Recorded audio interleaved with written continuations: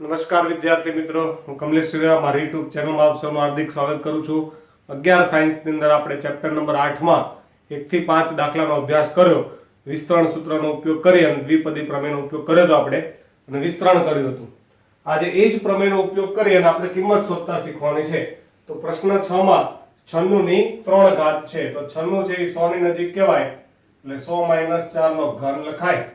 સાદુરૂપ આપીએ तो 3c0 100 ની 3 ઘાત 4 ની 0 ઘાત પ્લસ 3c1 100 ની 2 ઘાત 4 ની 1 ઘાત. એ માઈનસ આવશે ને, વચ્ચે માઈનસ છે એટલે અયુગ્મ હોય ત્યારે માઈનસ આવે. પ્લસ 3c2 100 ની 1 ઘાત 4 ની 2 ઘાત માઈનસ 3c3 100 ની 0 ઘાત અને 4 નો ઘન. એટલે 100 ની ઘાત જો 3 2 1 અને 0, 4 ની ઘાત જો 0 1 2 અને 3 અને 3 ઘાત હોય એટલે 3c0 1 2 અને 3 આવી રીતે આવે. તો 3c0 એટલે 1 થશે. 100 નો ઘન એટલે 1 ની પાછળ 6 0, 4 ની 0 ઘાત એટલે 1 માઈનસ 3 ગુણ્યા 1 ની પાછળ 4 0 અહીંયા 4 પ્લસ 3c2 એટલે 3 ગુણ્યા 100 4 નો વર્ગ એટલે 16, 3c3 એટલે 1 આ 1 4 નો ઘન એટલે 64. તો 1 ની પાછળ 1 2 3 4 5 6 0, 4 તરી 12 1 2 3 4 0 પ્લસ 16 તરી 4800 માઈનસ 64. તો અહીંયા આ 1 અને 2 નો સરવાળો થશે. આ બંનેનો સરવાળો થશે અને આ બેની બાદબાકી થશે એટલે કેલ્ક્યુલેટર થી તમારે બાદબાકી કરવાની છે. એટલે 88 47 36 આ જવાબ આવશે. બરાબર, ચલો આગળ વધીએ. 7મો પ્રશ્ન છે. 102 ની 5 ઘાત છે. તો 102 ની 5 ઘાત, તો અહીંયા હું 102 છે આમ લખીશ 100 પ્લસ 2 ની 5 ઘાત. તો 5c0 100 ની 5 ઘાત 2 ની 0 ઘાત નથી લખતો, બધું પ્લસ આવશે, પ્લસ છે વચ્ચે એટલે 5c1 100 ની 4 ઘાત 2 ની 1 ઘાત. મેં તમને ડાયરેક્ટ પણ શીખવાડ્યું હતું કે આ બંનેની બાદબાકી પહેલા ઉપર આવે ને આ r હોય એ બીજા ઉપર આવે. 5c2 100 ની 3 ઘાત 2 ની 2 ઘાત પ્લસ 5c3 100 ની 2 ઘાત 2 ની 3 ઘાત પ્લસ 5c4 100 ની 1 ઘાત 2 ની 4 ઘાત પ્લસ 5c5 100 ની 0 ઘાત અને 2 ની 5 ઘાત. તો અહીંયા 5c0 1 થાય, 100 ની 5 ઘાત એટલે 1 2 3 4 5 6 7 8 9 10. બરાબર, એ 2 0 હોય એટલે 5 વડે ગુણો એટલે 10 ઘાત થઈ જાય. 10 ની એટલે 10 5 10 0 આવે.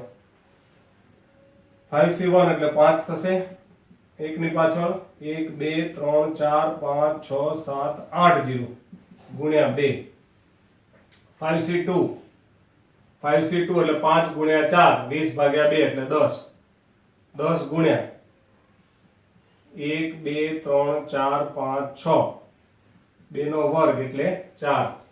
5c3 આગળ શીખવાડ્યું હતું કે 5c3 શોધવું હોય શું કરવાનું, 5 ગુણ્યા 4 ગુણ્યા 3, નીચે 3 છે એટલે ઉપર 3 અવયવ નીચે 3 અવયવ, 1 ની પાછળ 1 2 3 4 0 2 નો ઘન એટલે 8 પ્લસ 5c4 એટલે 5 થાય ગુણ્યા 100 થાય ગુણ્યા 16 થાય, 5c5 1 થાય 2 ની 5 ઘાત એટલે 32 થાય. તો 1 ની પાછળ 10 0 પ્લસ 5 દુ 10 1 2 3 4 5 6 7 8 8 હતા ને.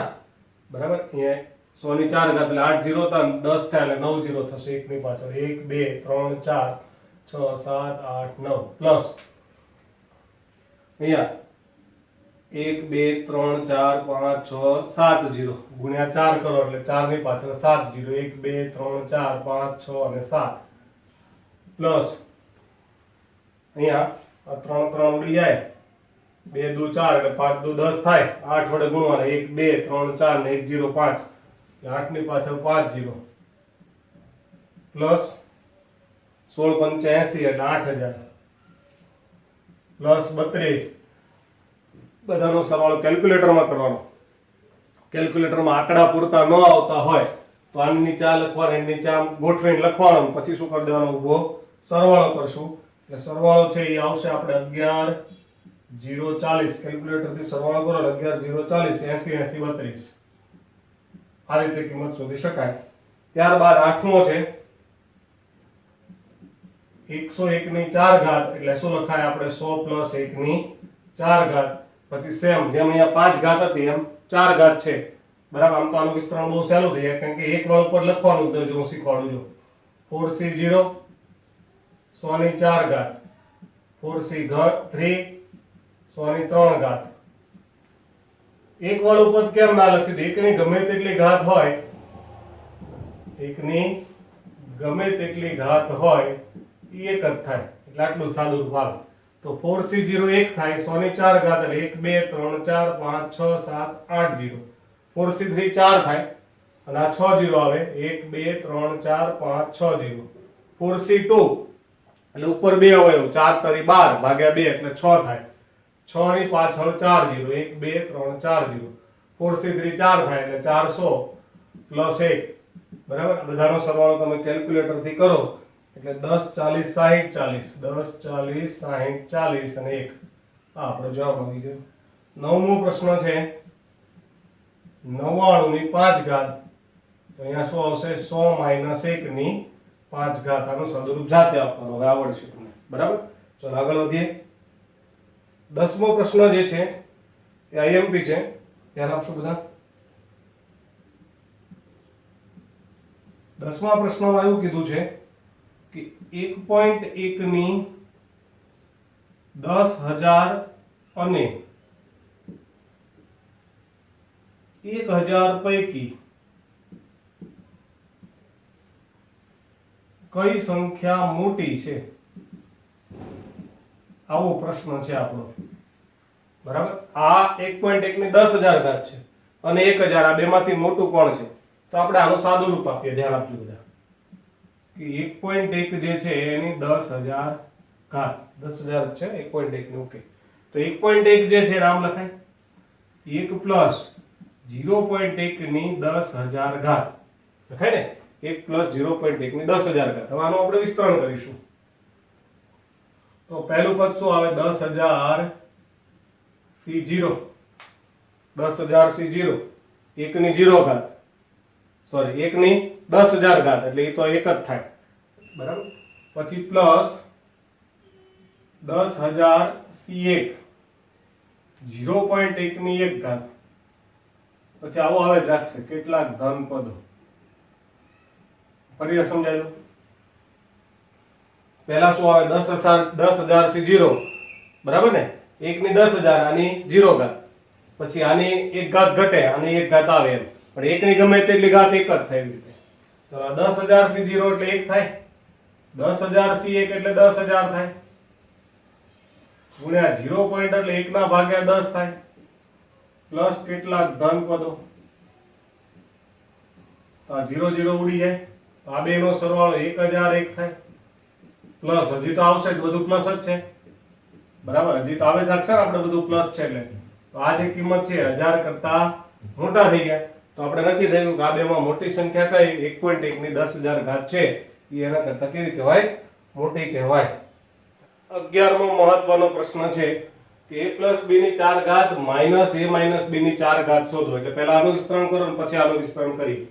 તો ધ્યાન આપીએ અહીંયા બધા કે a પ્લસ b ની 4 ઘાત માઇનસ a માઇનસ b ની 4 ઘાત. તો પહેલા મોટા કૌંસમાં આની વાત કરીએ. 4c0 એની 4 ઘાત પ્લસ 4c1 એનો ઘન b ની 1 ઘાત પ્લસ 4c2 એનો વર્ગ b નો વર્ગ પ્લસ 4c3 ab ઘન 4c4 b ની 4 ઘાત વચ્ચે માઈનસ, બરાબર. પહેલા આનું વિસ્તરણ આપણે કરી દીધું, વચ્ચે માઈનસ. હવે આનું વિસ્તરણ કરીએ. 4c0 a ની 4 ઘાત વચ્ચે માઇનસ 4c1 a ઘન b plus 4c2 a square b square minus 4c3 ab ઘન પ્લસ 4c4 b ની 4 ઘાત પડી ખબર બધાને બરાબર પહેલા કૌંસમાં આપણે a પ્લસ b ની 4 ઘાત એનું વિસ્તરણ કર્યું બીજા કૌંસમાં a માઇનસ b ની 4 ઘાત એનું વિસ્તરણ કર્યું હવે આમાં વચ્ચે માઇનસ ક્યાં ક્યાં આવ્યું તો કે આમાં સૂત્રમાં માઇનસ હતું એટલે જ્યાં આ રયુગ્મ હોય ત્યાં આપણે માઇનસ આવ્યું અને વળી આગળ માઇનસ છે એટલે માઇનસ અંદર આપણું તો શું થશે આ પ્લસ નું માઇનસ માઇનસ નું પ્લસ આનું માઇનસ આનું પ્લસ આનું માઇનસ આવું થાય તો કેવું થશે જેની નિશાની સરખી છે ને ઉડી જાય એટલે જો આ 4c0 ઉડી જાય 4c2 ઉડી જાય અને 4c4 ઉડી જાય ખ્યાલ આવે અને બાકીના જે બધા વધ્યા એકા ને એકા એટલે ડબલ વાર થઈ ગયા એકા ને એકા એટલે કેટલી વાર થઈ ગયા ડબલ વાર એટલે આનો સાદુરૂપ આપો તો આવું થાય 2 ટાઈમ્સ કૌંસમાં ખબર પડી આ બંને ઉડી ગયા આ બંનેનો સરવાળો એટલે આગળ 2 લખ્યા 4c1 a ઘન b આ બંનેનો સરવાળો પ્લસ 4c3 ab ઘન બાકીના બધા પદ જે છે ઉડી ગયા તો બે કૌંસમાં આનું સાદુરૂપ 4c1 એટલે 4 થાય 4a ઘન b પ્લસ આ પણ 4 થાય 4ab ઘન કોમન શું આવે આમાં 4ab કોમન આવે તો વધે શું અહીંયા a સ્ક્વેર અને અહીંયા શું વધે b સ્ક્વેર તો આપણો જવાબ આટલો આવ્યો 8ab a square plus b square આનું વિસ્તરણ આ રીતે થાય શું જવાબ આવ્યો 8ab કૌંસમાં a square plus b square હવે આના ઉપરથી આપણે આની કિંમત શોધવાની છે તો ધ્યાન આપીએ અહીંયા કે a પ્લસ b ની 4 ઘાત માઇનસ a માઇનસ b ની 4 ઘાત બરાબર જવાબ શું આવ્યો 8ab a square plus b square તો આપણે a ની જગ્યાએ √3 પ્લસ a ની જગ્યાએ √3 લેવાનું છે આપણે અને b ની જગ્યાએ √2 લેવાનું છે એટલે આવું થશે જો કે √3 પ્લસ √2 ની 4 ઘાત માઇનસ √3 માઇનસ √2 ની 4 ઘાત બરાબર 8ab એટલે 8a એટલે √3 b એટલે √2 મોટા કૌંસમાં a સ્ક્વેર √3 નો સ્ક્વેર અને b સ્ક્વેર એટલે √2 નો સ્ક્વેર આવું થાય બરાબર જ્યાં જ્યાં a હતા ત્યાં √3 લખી નાખ્યા અને b હતા ત્યાં √2 લખી નાખ્યા તો આ √3 ગુણ્યા √2 એટલે 8 √6 થાય કૌંસમાં 9 થાય આ 4 થાય 9 ને 4 13 એટલે 8 √6 ગુણ્યા 13 13 8 104 તો આપણો જવાબ જે છે 104 √6 આવી ગયો બોલો ખ્યાલ આવે બધાને તો આવી રીતે છે વિસ્તરણ સૂત્રનો ઉપયોગ કરી અને કિંમત શોધી શકાય છે ધારો કે આનો આપ્યું હોત ને ડાયરેક્ટ આનું વિસ્તરણ કરવાનું કીધું હોત તો એવું કરવાનું આનું વિસ્તરણ પહેલા કૌંસમાં આનું વિસ્તરણ બીજા કૌંસમાં તો સેમ આ જ રીતે દાખલો ગણી શકાય છે ખ્યાલ આવે બધાને થોડી પ્રેક્ટિસ કરો એટલે ખ્યાલ આવી જશે બધાને